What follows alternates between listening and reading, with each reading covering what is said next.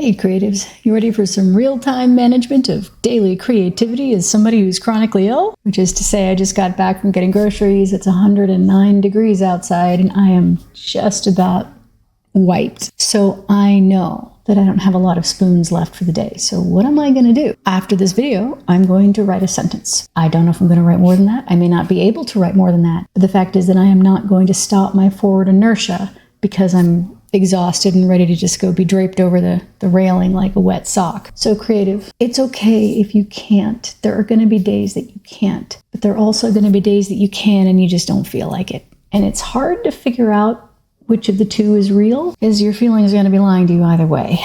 What matters is that you're willing to try and that you don't beat yourself up over the days that you can't. If you had a space of time where you couldn't create, it's okay.